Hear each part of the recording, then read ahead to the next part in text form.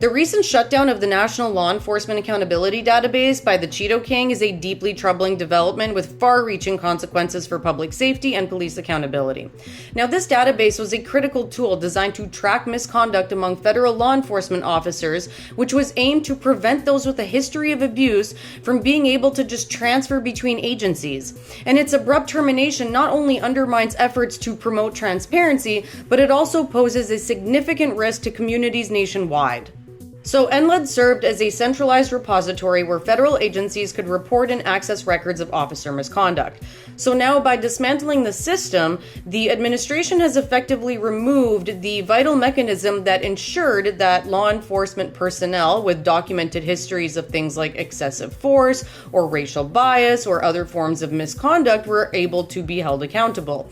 So without this database, there's this heightened risk that problematic officers are going to evade scrutiny and continue their detrimental practices in new positions, which is just going to perpetuate cycles of abuse and the erosion of public trust. The absence of a national tracking system exacerbates the issue of something called wandering officers. And this just means that there's individuals that are dismissed for misconduct who then secure employment in other jurisdictions without having their new employees be aware of their past transgressions. And research indicates that officers with prior misconduct are actually more likely to reoffend, which poses a very persistent threat to community safety. And the elimination of this database removes a critical safeguard against this phenomenon, which is going to allow repeat offenders to operate completely unchecked. Ironically, the decision to dismantle NLED contradicts the interests of conscious law enforcement leaders who advocate for robust vetting processes.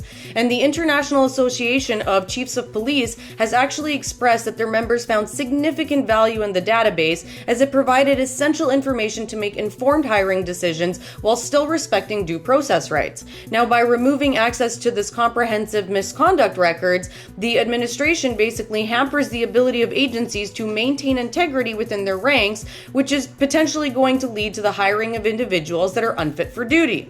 The establishment of this database was actually a response to the long-standing calls for police reform, particularly in the wake of high-profile incidents of police brutality like the George Floyd case. And its creation signified a commitment to addressing systemic issues within law enforcement through increased transparency and accountability. The dismantling of this database is a very dangerous move that compromises public safety, diminishes accountability, and undermines the integrity of law enforcement agencies.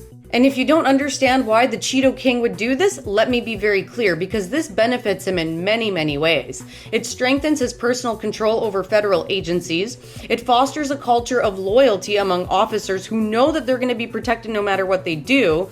And it sends a very clear message that police brutality and racial bias and abuse of power is going to go completely unchallenged under his rule.